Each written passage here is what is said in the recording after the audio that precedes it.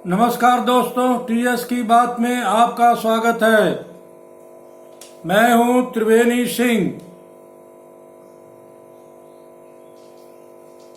आतंकी शरीर को गोली मार सकते हैं, सोच को नहीं। यह ललकार एक बेटी की है जिसके पिता मक्खनलाल बिद्रू की गत मंगलवार को श्रीनगर में गोली मारकर हत्या कर दी थी।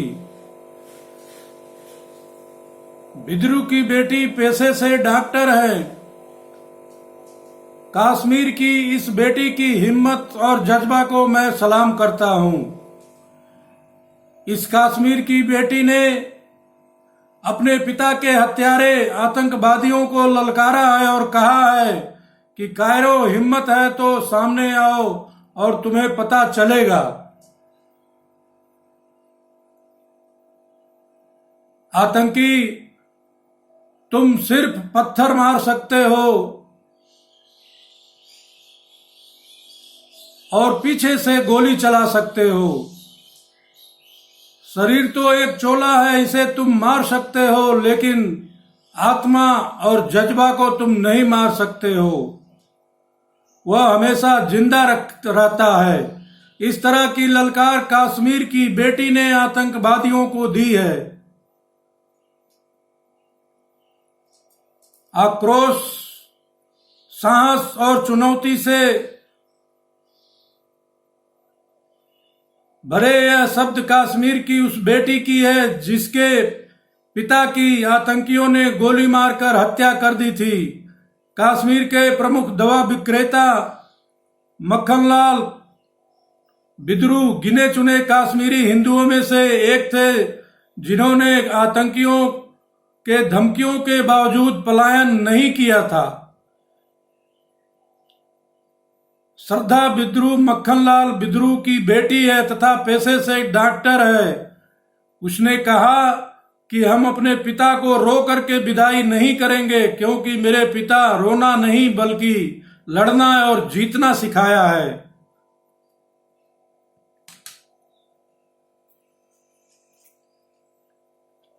माना जा रहा है कि मक्खनलाल बिद्रू की हत्या विस्थापित कश्मीरी पंडितों की वापसी के लिए बन रहे माहौल को बिगाड़ने की साजिश के तहत की गई है। परिवार में उनकी बेटी डॉक्टर श्रद्धा के अलावा बेटा डॉक्टर सिद्धार्थ बिद्रू और पत्नी किरण है। मक्खनलाल बिद्रू की शव यात्रा में बड़ी संख्या में मुसलमान शामिल हुए थे। पुत्र और पुत्री ने एक साथ पिता की चिता को मुखाग्नि दी थी। पिता की अंतिम यात्रा से पहले कश्मीर की बेटी डॉक्टर श्रद्धा बिद्रू ने कहा कि मेरे पिता एक योद्धा थे। वह कहते थे कि जब उनकी मौत होगी तो उस समय भी उनके पांव में जूते रहेंगे। दोस्तों, इस शब्द को आप अच्छी तरह से समझिएगा। इस शब्द का मतलब है कि मेरे पिता अपने अंतिम सांस तक कार्यरत रहेंगे, योद्धा की तरह लड़ते रहेंगे, समस्याओं से जूझते रहेंगे। और उनकी ये भविष्यवाणी, ये उनकी बात एक सत्य के रूप में परिवार के सामने आई।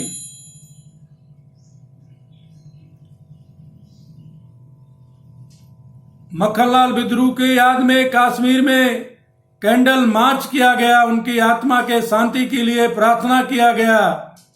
दोस्तों, यह एक बहुत ही हृदय विदारक घटना है।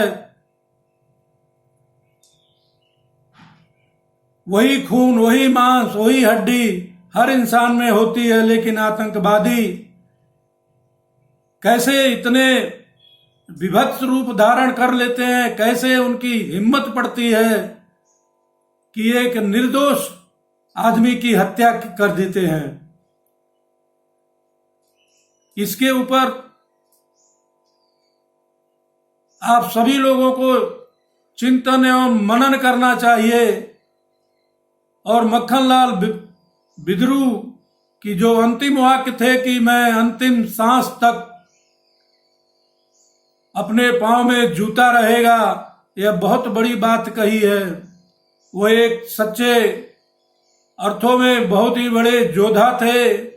वो अपने कर्मों के साथ आगे बढ़ते रहते थे, समस्याओं से लड़ते रहते थे। उन्हीं के चरणों पर उनकी डॉक्टर बेटी आगे निकली है, आतंकियों को ललकार रही है, धिक्कार रही है और कह रही है यह एक कायराना हरकत है, इस तरह की कायराना हरकत नहीं होती है। अगर तुम्हारे में हिम्मत है तो आओ मेरे सामने, शब्दों से लड़ाई करो, मेरे बातों का जवाब दो। लेकिन कायर आतंकवादी कहां सामने आने वाले हैं, उन्होंने तो उसके पिता की जान ले ली। दोस्तों, अगर मेरी बात आपको पसंद आई हो तो मेरे वीडियो को लाइक करें, शेयर करें, कमेंट्स करें तथा मेरे चैनल टीएस की बात को सब्सक्राइब जरूर करें एवं बेल आइकन दबाना ना भूलें। धन्यवाद।